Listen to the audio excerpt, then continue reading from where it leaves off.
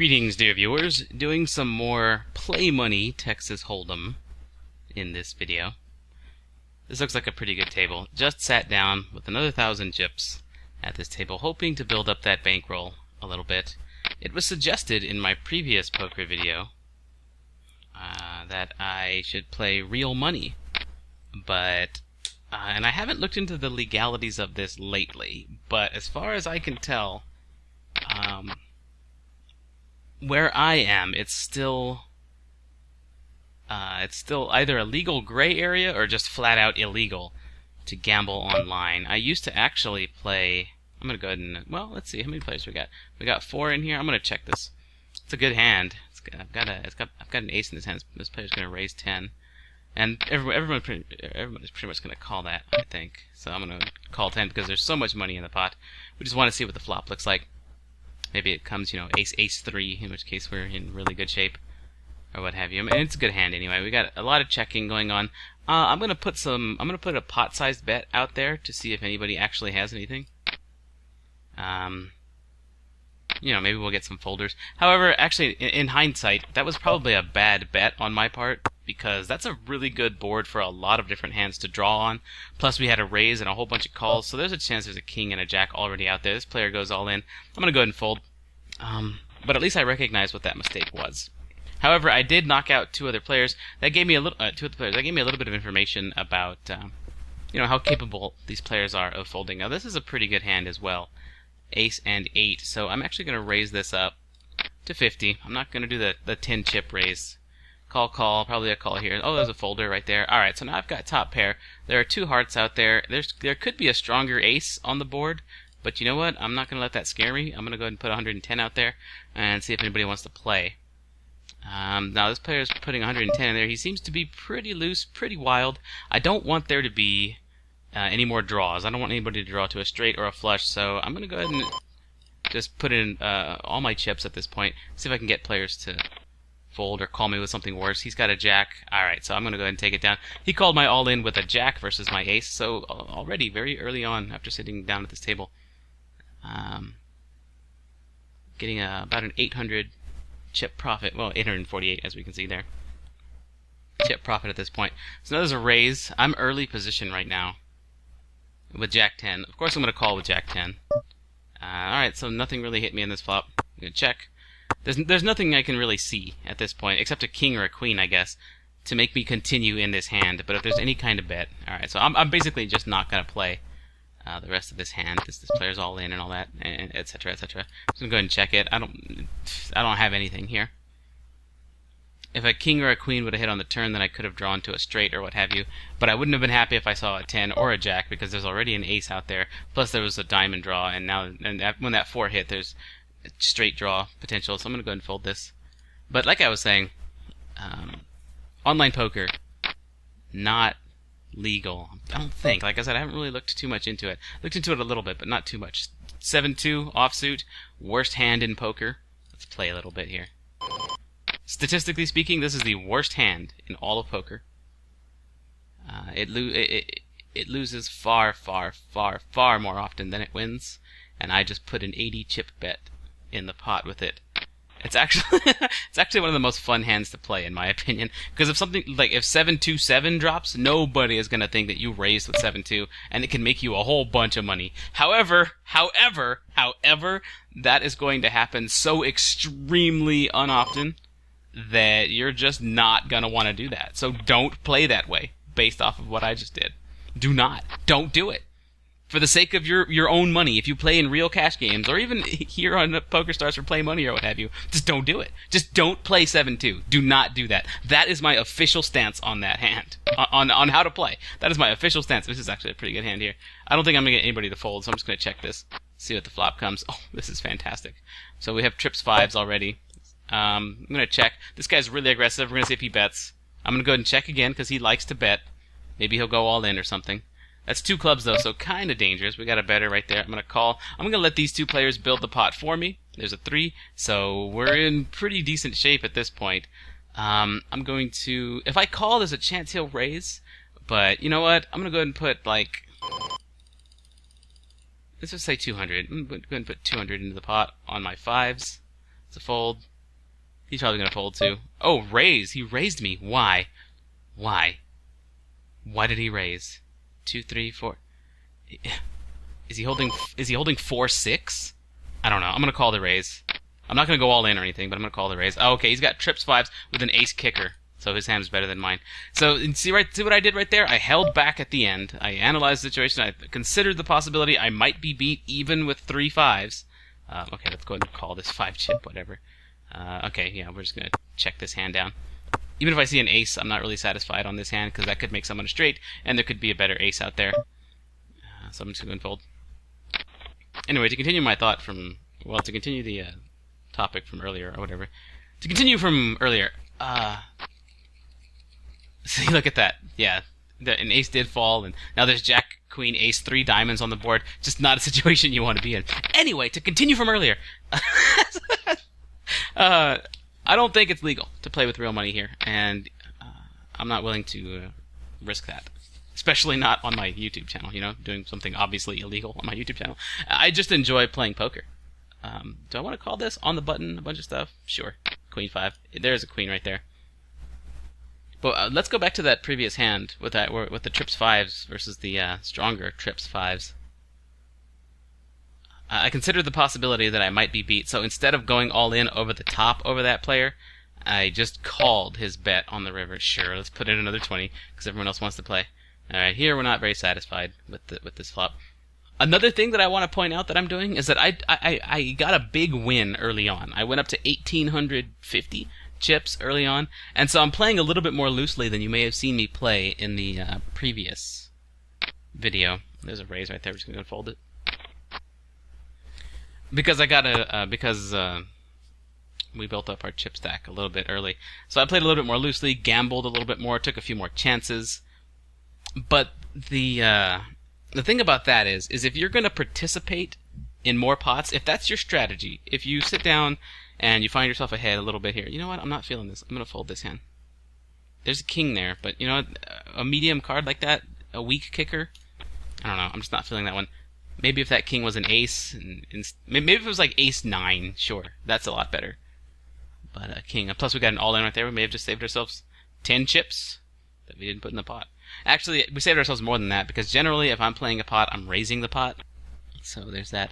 But if it's your strategy to play more hands than usual, if you want to get involved in a bunch of hands, you have to be able to play well after the flop. It's easy to play well before the flop. All you have to do is learn hands, like what hands are good. Obviously, aces, kings, queens, jacks, and maybe even tens are really strong hands to start with, you know. If you have pocket pairs, that's cool. You may even recognize that something like 8-9 suited is also really strong. Well, not really strong, but it's the kind of hand that can beat things like pocket aces. It has like the best chance at doing stuff like that. Obviously, it's pretty easy to recognize what combinations of 2 cards are really good to start with. So playing before the flop, while absolutely integral to learning how to play Hold'em, is fairly easy to get a grasp on. Even when it comes to all the multiple betting rounds and things like that, or the different types of betting and like the different strategies for when to bet pre-flop, when to call, when to check, and stuff like that. Even if you get all that down, playing after the flop is incredibly important. And I find that a lot of the players, once they learn the pre-flop bit, their strategy, especially on these at PokerStars play money stuff, their strategy after the flop basically becomes: if I hit, I go all in. If I didn't, I call or fold. You know, so it's just sort of very basic like that. Queen 9, I'm in this pot. I'm gonna play this one. No, actually, I'm in early position. I'll check. A 10 could make me a straight, but anybody with an ace would have a stronger straight. It's called a sucker straight. So I got a queen, but I'm just gonna check this because there's very many cards out there. Almost every other player has. There's 4 other players with cards right now. This is a scary looking board. 2 spades. There could already be a straight on the board, or there could already be a higher pair to my queen. And there's a bet. Obviously, I'm not playing this because there's nothing that I can catch to make this look good for me. Even if another queen were to drop, or a 9, and making me 2 pair, that's still not good, because now anybody with a 10 has a straight. And plus there's still flush draws and things like that.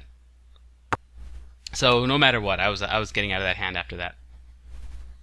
And there are a lot of intricacies to playing after the flop, and there's no real right way to do it. There are probably wrong ways, but there's no more There's tens out there. Look at that. There's no one more correct way than others, I guess is a good way to say it. There's a lot of strategy involved. You develop your own style, and when it comes to no limit hold'em, you can't rely strictly on the math to get you by like you can in limit hold'em. Limit hold'em is a totally different kind of game. It's the same game, obviously, but the way you play it has to differ. I'm in early position. This is a pretty strong hand, short-handed, but I'm in early position, so instead of raising, I'm just going to call.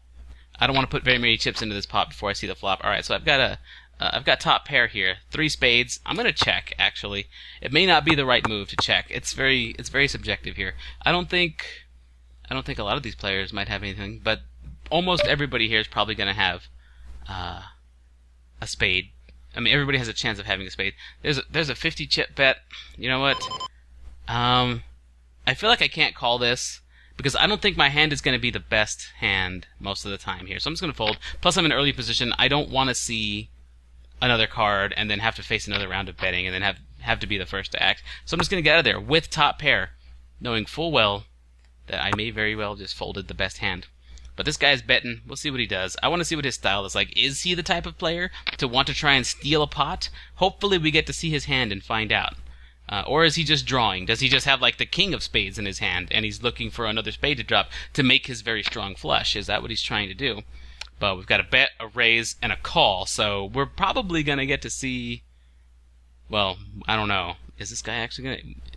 He's got to feel like his bluff was called if he was bluffing, right? So, like, he's got to feel like he's in a bad spot. He called. Alright, so that's good. So, okay, so he's probably got a spade because he took forever to make that call. So now he sort of knows he's beat. I hope this guy does not bet. But if he... Okay, so he checks. This guy's probably going to check, too. He's going to want to see the... Or he'll try and steal it with his 280, which just isn't going to work. I put him on a single spade, and that he didn't hit anything. This guy folded. There's his spade, and he had an ace. So, yeah. What did I have that last hand? I think I had ace-8 as well, so we probably would have split that pot. So, but, again, I didn't know... there was too many hands out there for me to be comfortable calling in that position. But here, this is kind of a strange play. I know this is kind of a strange play. We're going to raise. There are fewer players on the table. I want to try and knock some of them out with a bigger raise. And this is just 9-4. I know full well what I'm doing here. This is a fairly weak hand, but I know what I'm doing in this regard. Alright, so nothing flopped, so I'm just going to go ahead and check fold. Actually, you know what? Since I am on the button and I was the pre-flop raiser, there's a chance that I might be able to buy this pot. But maybe not with that guy betting 30.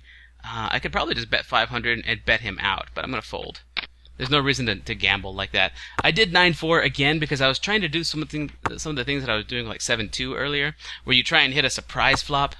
I'm just feeling particularly gambly today for this video. I don't know why. It's just you sit down at a poker table and you have a different mindset in how you want to play. Sometimes you sit down and you're tired, and you think to yourself, like, you know what, I'm just going to sit here and play just the best hands. I'm just going to check and call and fold everything except premium hands because I'm tired and I just feel like relaxing. Sometimes you play that way. Anyway, this is ace-3 suited. I'm going to go ahead and... no, not max, sorry. I want to raise it to... Let's just go 90. There we go. I was going to go 50, but the timer was ticking down. This guy called pretty quickly, but I do have a strong hand for a short-handed board. Alright, so I like this board a lot more than previous boards. Because we got an ace. Well, I don't know. We still don't have like a flush draw or anything like that. So there's a bet. There's a call. I'm going to go ahead and call too because I have that ace. Let's see if any clubs drop. No clubs have dropped. Let's see what this guy does. There's a 110 bet right there. I have a feeling I'm behind in this pot. I really do think that I'm behind here. I do have a weak kicker, but you know what? We don't really know how this particular player plays. This guy raises all in. He's probably got an ace. Let's see. Okay, he raised again. I'm gonna fold. My 3 kicker isn't good. All right, so we got an ace with a 7 kicker here. So he's got a full house. It's not even a kicker. It was a 2 pair on the flop. So we saw what he was playing with right there. We saw how he played. Now this guy who was a little bit more wild, he's sitting out because he just lost all of his chips. That kind of happens to the more wild players. It may look like I'm playing a little more wild. I'm gonna go ahead and fold this. It may look like I'm playing a little bit more wild than my previous video, but I'm really not playing wild. I'm playing strategically. I'm playing hands for a reason rather than just let's gamble, you know. I mean, I am being a little bit more on the gambly side, but that's I'm playing it responsibly. I'm gambling with purpose. I'm doing things with a reason. Like there's a reason I put money in on 7-2, the worst hand, the worst starting hand in Hold'em, and that reason was I fucking felt like it. But I explained the reason. You can kind of catch a surprise flop sometimes and win a lot of money off of that. But overall, in the long term, and this is how you have to look at most of your plays in Hold'em. In the long term, putting money in on 7-2 is gonna lose you money. Like if I made that play 1,000 times, even if like 200 or 300 of those times I hit an amazing flop, that's no guarantee that I would win every one of those 200 or 300. And some of those I would win very little, some of those I would win a lot, but on others I may still lose even if I hit an amazing flop with 7-2. Because nothing says you're going to win just because you hit a full house on the flop, you know? There are other things that can happen. Like somebody can call you with pocket fours, and then 4-4 drops, you know, and now so you're beaten by quads. Statistically speaking, stuff like that kind of happens sometimes. So you're not going to win every time. What I'm trying to say is it's a losing play. I made it anyway, just because sometimes it's fun to do that sort of thing. But I'm not trying to make this like a how to play poker series. I'm just talking a little bit about the strategy that I'm using. Alright, so we've got a flush draw here. We got 2 diamonds, we've got 2 diamonds there, so that's 4 diamonds. I could check, and I'm going to. Another option there would be to raise the pot a little bit and try and help it so that my diamonds... Let's go ahead and call this. So that if I do hit a diamond, it pays off for me. So right now, I can see a king, a 10, or any diamond. I'm going to go ahead and raise this pot. Let's go ahead and put 70. A king, a 10, or any diamond will make me happy. And that's a lot of cards that I could potentially see on the river. So let's see. Alright, so I didn't actually hit that. So let's see. I could bluff at this pot, but I don't think I'm going to get someone like Ricky or this guy to fold. This guy only seems to put money in when he's got something. So let's go ahead and check. This guy's probably going to bet. This guy might call him. If he calls, great. Okay, there's a 510 chip bet. There's a fold right there. I kind of really want to see what his hand is. So I'm hoping Ricky calls him, because I'm going to fold, because I don't have anything. I don't have a pair. I didn't hit my flush. Nothing like that. But just because you lose a hand in poker doesn't mean you played wrong. This is one of those games where the play itself is more important than the result. Every single time. Every single time. No, we're going to fold. Jack 5. It's a face card, sure. It's a face card, sure, but it's a pretty weak face card with a weak kicker. Now, of course, 9 Jack flops. And then a 5. So I would have had a full house here. But, like I said, early position, Jack 5, fairly weak hand. You don't... in the long term, you're going to lose money making that play. Since Jack 5 is kind of still sort of strong in a short-handed game like this, I'm not sure if it's a losing play in this particular situation. It may very well be a break-even play overall. So maybe it's something that I probably should have played in this case.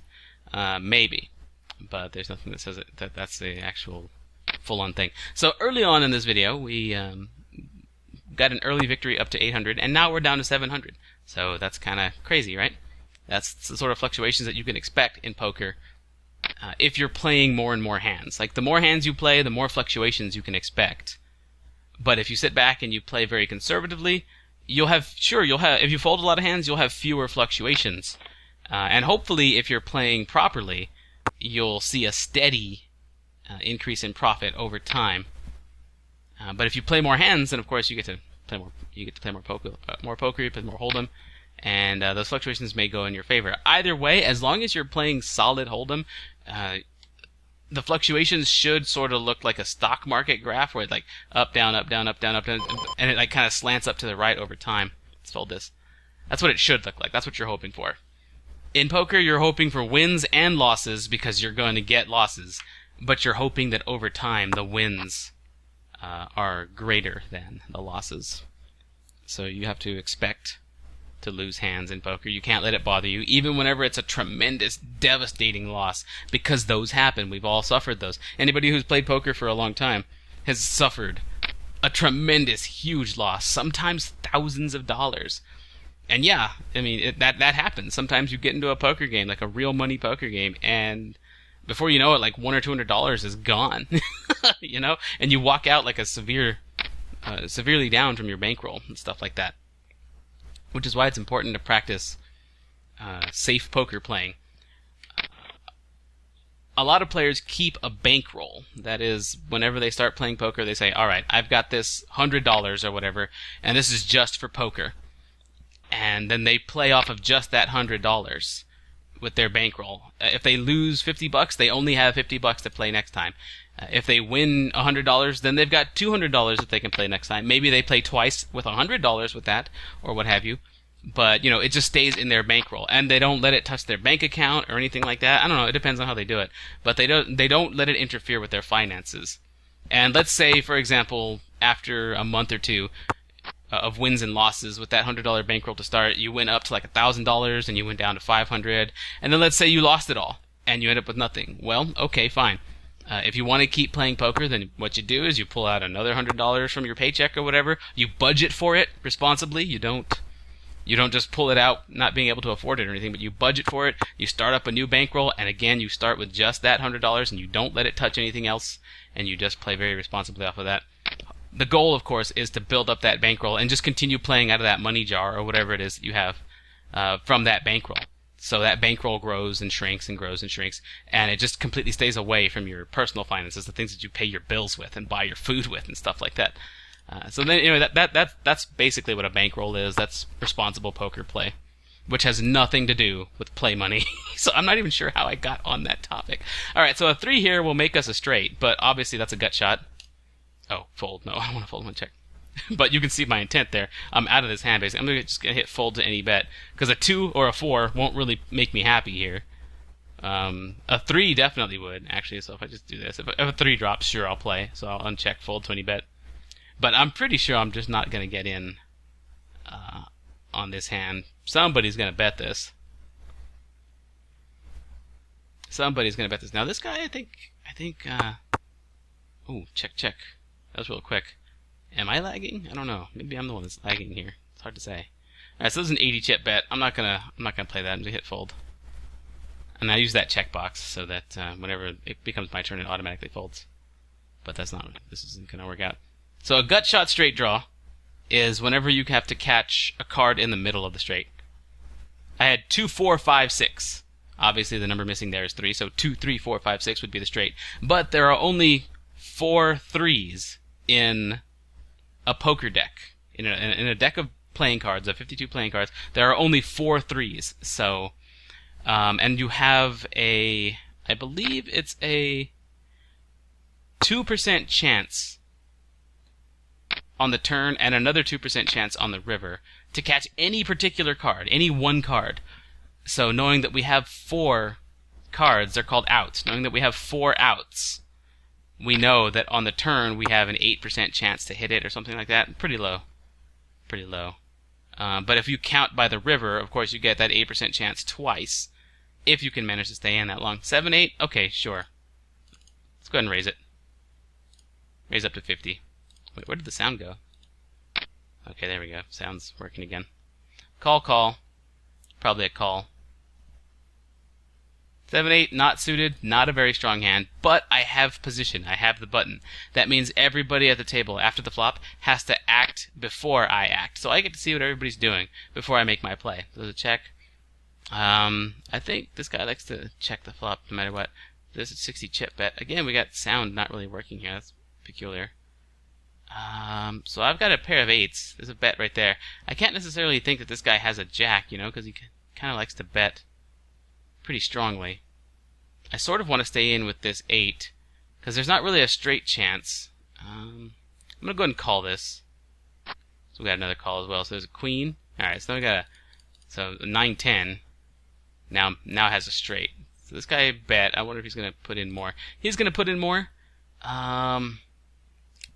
We've seen him bet in the past. He's had stuff like this, but he seems to be pretty aggressive, doesn't he? I'm going to go ahead and call this, because I have a pair of 8s. I do have something I can call with. Now I've got 2 pair, but there are 4 clubs on the board, so this guy could very well have a flush. This guy could have a flush. I can't really make a call. Now he's trying to put me all in. I can't make a call because any club beats me right now, even though I have 2 pair, which is unfortunate, so I'm going to go ahead and fold this hand. So one thing I want to do now is I want to fold. I'm going to go ahead and fold this hand to give myself time to add chips. I'm going to hit add chips. I'm going to add the maximum number of chips that I can. There we go. That brings me back up to 1,000. And the reason you want to add your chips back up to 1,000 if you've taken a hit a little bit at the table, instead of just riding out what you have, is because what happens if you draw aces next hand? And let's say you bet with your aces and go all in, and let's say you double or triple up. You want to double or triple up that 1,000, not the 500 you were sitting there with. You want that to go up to like 2,000 or 3,000, not 1,000 or 1,500. So if you're playing cash games like this, and again, the term is cash games for this style of play. Basically, it's not a tournament. You're not like eliminating players systematically to try and be like the top 1 to 2 players or 1 to 3 players like that. You're not trying to place at a table like this. You're just sitting here, and the hands keep coming for as long as you feel like playing, or for as long as you have chips, etc., etc. And that's the cash game style. But if you're sitting and you're playing a cash game, get into the habit of keeping your chip stack at max, specifically for that situation. That alone, if you get into the habit of doing that, could very well make up for at least some of the losses that you might incur while learning Texas Hold'em, if you're learning it, or just while you're playing. It could help you make up for some of the losses.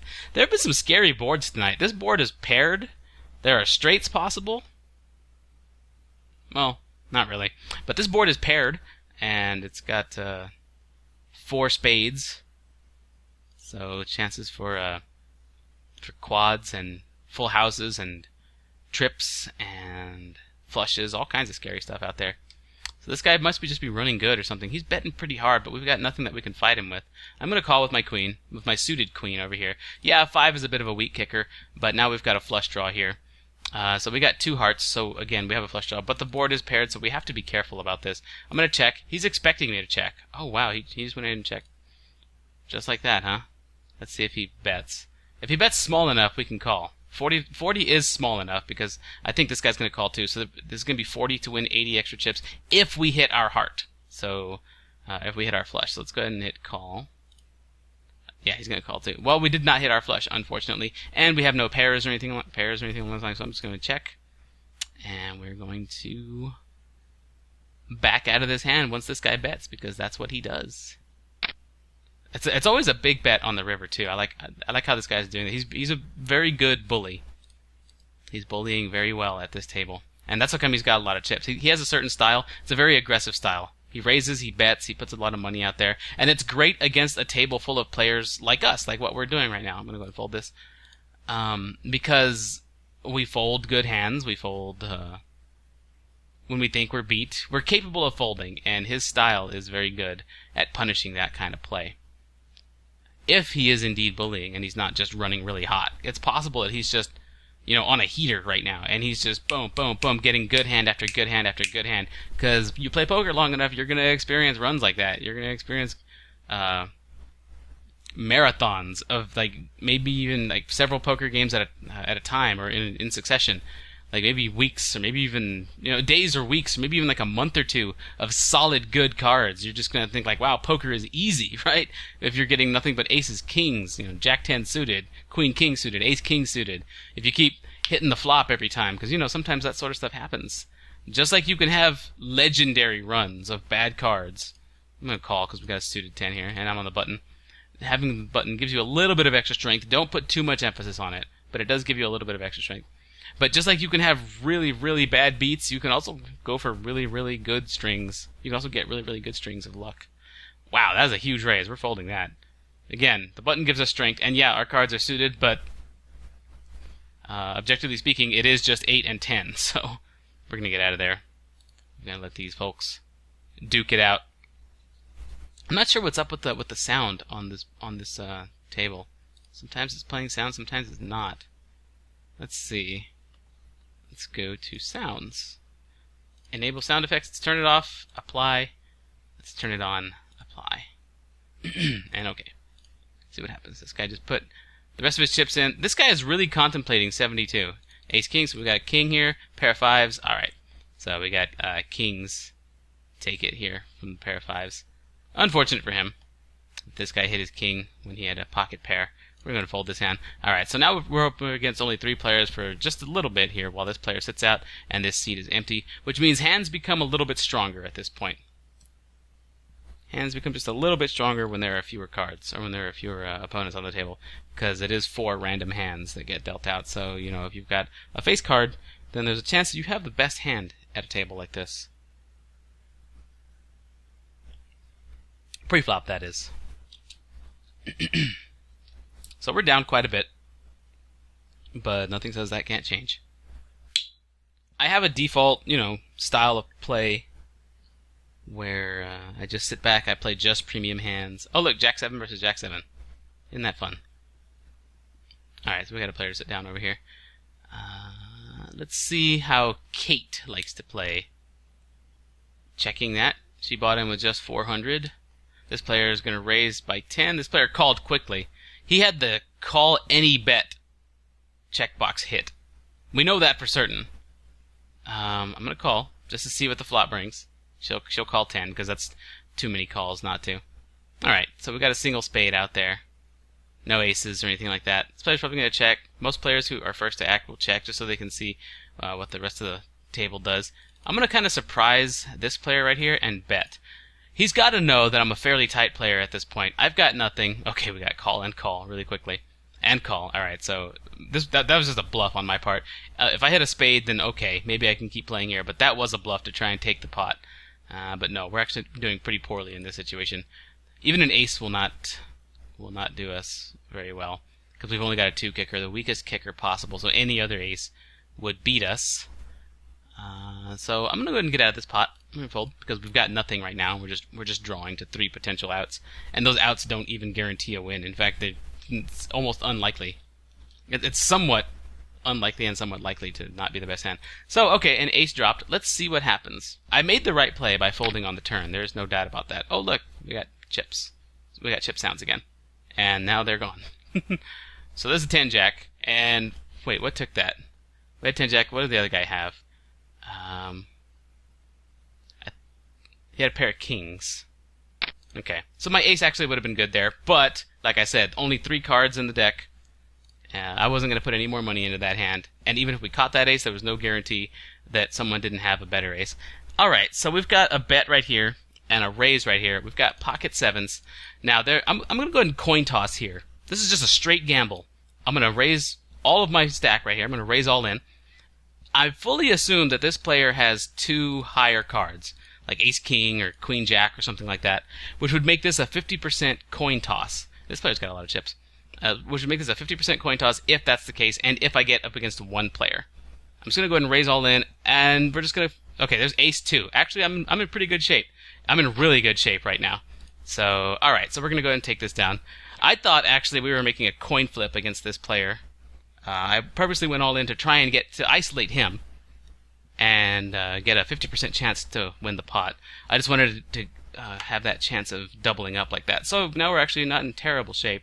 So there's a huge all-in right there. We're going to fold this, obviously. But sometimes you're going to make a play like that in poker, knowing that you are gambling and just taking a chance. But you know what? You can't play safe 100% of the time in no-limit hold'em. You can play safe 100% of the time in limit and just play the math, and that can work out for you. It really can. So we got ace-6, jacks. We have a pair of jacks right now for this player. He's going to go ahead and win that pot. I think we kind of tilted him a little bit whenever we took that down with the 7s. I'm going to fold this. I think we kind of tilted him just a little bit, and he went all in with a pretty mediocre hand, hoping to...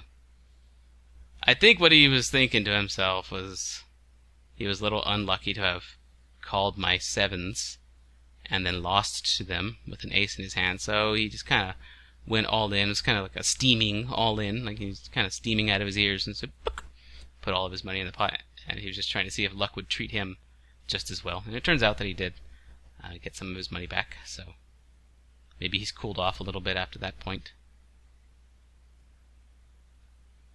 But yeah, limit hold'em. In limit, you can't go all in. It's all about the math.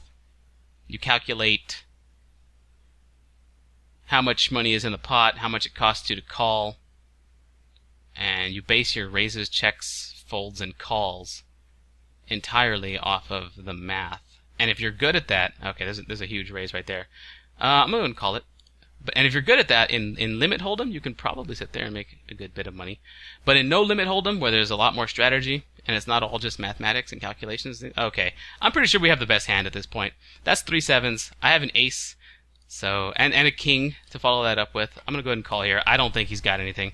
I'm calling, and it's extremely unlikely that someone flops. Okay, we both got ace king. It's extremely unlikely that someone flops flops quads like that. So I was all but certain that I had the best hand right there. And it turns out he had the best hand as well on the flop there. And we were just tied in that regard. But we ended up splitting the pot, so I still made a little bit of money off of that one. Or I still made a little bit of play money. Made some chips off of that. Alright, so we're just going to fold any bet here. I don't want to play out the rest of this hand. There's nothing that can drop that would improve my hand, so we're just going to do that.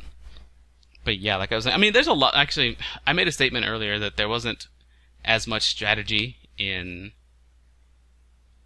limit hold'em as there is in no limit hold'em. Truth is, there's probably just the same amount of strategy. It's just different kinds of play, different ways that you do it. In no limit, you gotta make some gambles sometimes. If you play safe 100% of the time, there's a good chance you're just gonna slowly bleed out your chip stack and just give a whole bunch of money away slowly over time. But if you get in there and you gamble a little bit, let's go ahead and fold this. If you get in there and you gamble a little bit, you can play luck and those fluctuations to your favor, hopefully. This guy needs a diamond. Alright, so the diamond... Actually, yeah, diamond flush takes it. They both had a flush, but this guy had the ace high flush, so he wins. Now this guy's raising again. He's just raising on anything right now. But we don't have anything to contest him, so we're going to fold this. It's really good that this player is on our right. Player positioning matters. If the really aggressive player is on your right, you can do so much. You can do so much to win over time if you have a really aggressive player on your right. You can utilize them to disguise the strength of your hand, for example. Like if I have aces, then I can probably just wait for him to bet, and then I can call so that he looks like the aggressive one, and the strength of my hand is disguised at that point. Or you can, you can use it.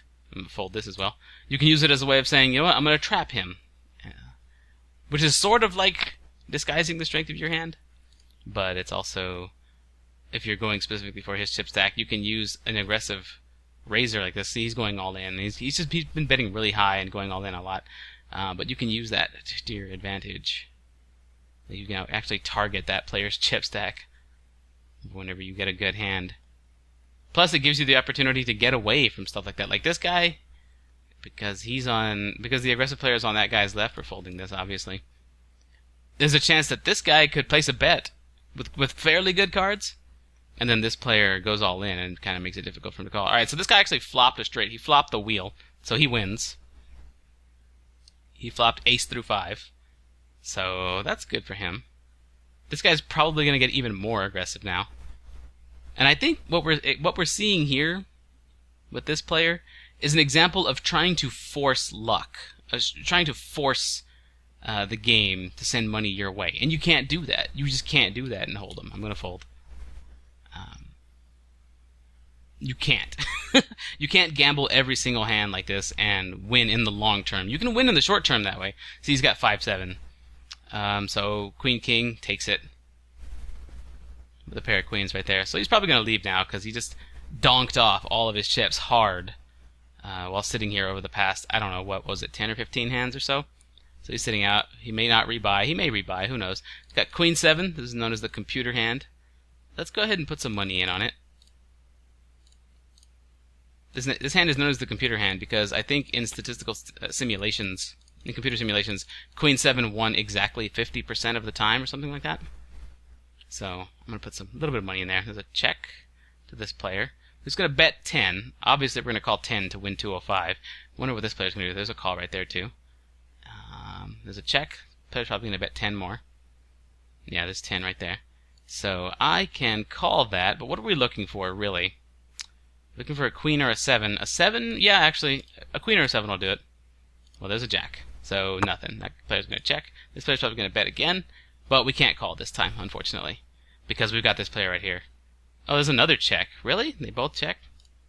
I'm going to bluff at this pot. I'm going to put 400 in there. 410. This is kind of a him kind of play, wasn't it? So 400 chips. He called me. Yeesh. He called me with a king high. Good call. Absolutely good call. It was a bluff on my part. I didn't have anything. He didn't have anything, but he had one card better than I did. So my bluff did not pay off. Maybe if I would have made the bet a little bit higher, maybe if this was real money, he wouldn't have called so quickly. But what happened, happened. Sometimes you're going to bluff, and sometimes you're going to get called. Sometimes your bluff works, and that feels pretty cool. But you've got to be careful about that kind of bit. Now, let me tell you why I decided to bluff there. That wasn't just a play that I made because I felt like it, because I felt like gambling. I legitimately thought a bluff there would win the hand. Because this very aggressive player was checking and calling, checking and calling, checking and calling. So that told me that the aggressive player, the good player, was probably not going to call a bluff, which means I was almost certain I was going to go up against one player, and because he was only betting 10 and 10, I thought there was a good chance that he just wasn't going to call. And I think a little bit more would have made it so that he wouldn't have called. So it was a strategic bluff. You don't want to bluff just because. You want to take a look at what each player at the table is doing and determine with that whether or not your bluff could work. It's probably going to bet 10. It seems to be their style. Yeah, there's 10. Now, this time we have something. So I can probably try and trap him. I'm going to call and see what this player does. Another 10 right there. Okay. So we got 5, 6, 7. So there's a potential for a straight, but I don't think there is a straight out there. There's another bet. But I don't want there to be another straight card. Actually, there's 3 hearts. Another heart would give me a flush. Let's go ahead and call this. I was contemplating raising. Alright, so I've got trips 10s right here. But again, there's a potential straight and there's a potential flush out there. Maybe not necessarily the strongest hand. I don't think that there is a straight, and I don't think that there is a flush because I don't feel like either player played this hand as if they were drawing. So we're going to go ahead and bet again. We're going to go ahead and raise over the pot. Probably get this player to fold. Yeah, they're capable of that. This player is going to raise us. Oh, great. Okay. Well, this is a bad situation because, you know what? He raised it last time.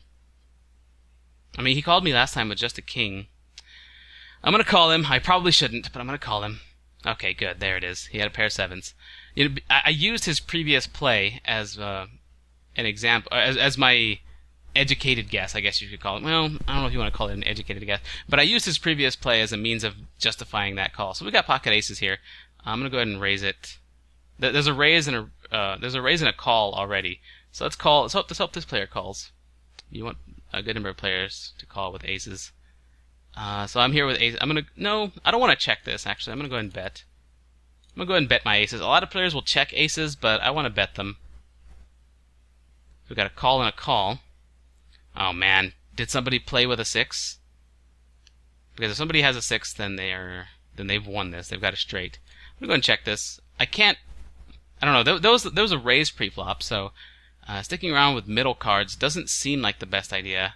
A bet and a call. There's 7, 8, 9. I think a lot of players are drawing right now. I think they're drawing to like 10s and jacks and stuff like that. I don't think there's already a straight out there because I don't think any players would actually do that. I think the move here is to bet hard and push out the straight draws. We got a caller right there. He may already have the straight. We got a caller right there too. All right, so all kinds. All right, so now we've all got a straight. So hey everybody, let's all just play. This guy already had the straight. Actually, they both already had the straight, but we're all going to split this. So that card at the end there actually saved me because both of these players already had a straight on the turn. And the fact that the river card made a straight for all of us meant that we were going to split the pot there. I'm going to fold this. Queen 4. Even though I'm on the button, I'm going to fold the Queen 4. Sometimes in a hand like that, after a hand like that, where it's sort of a high tension sort of thing, I like to fold the next hand, even if it's kind of, maybe a hand you should call with or bet with or something like that. I like to fold it just to sit back and let the previous play kind of ride out so that I can play a hand later with a little bit more clarity and kind of get off that adrenaline rush a little bit. Anyway, I've been playing for a while here. I think we're gonna let this button come around. Actually, you know what? I'm gonna hit sit out next big blind, which means the next time the big blind gets around to me, I'll sit out instead of playing it. So I'm gonna hit that. This will be one more round, just about. Let's see, the button's gonna move over here. So I'm gonna see 2 more hands, probably. Unless this player is actually playing. I think he is. It says he has 1,000 chips and he's not sitting out. So, yeah, okay, so there's that. Has this player been in? I don't know if they just stopped sitting out. We've got 5-7. I'm gonna go ahead and fold it. Knowing that I got one more round to go, even suited cards like this aren't going to, I'm not gonna play those. I'm not gonna risk anything. I'm not gonna gamble. I think we've come out ahead overall because we bought in with 1,000 and then we rebought for about 500 more. So I think we're about 700 or 800 chips up at this point overall. So I think the first poker video, or the first PokerStars video that I put out not long ago, a few days ago, I think that one was a pretty good illustration of playing solid poker, like fairly conservative, tight, and aggressive. Whereas this video was a different style of play. It's more, it was a little looser, but still aggressive. But it also showed some discretion. We showed some discretion with the hands that we played, as well as some strategy and as well as some paying attention to other players and how they play. And use all the information available, as well as experience and, you know, just basic poker knowledge.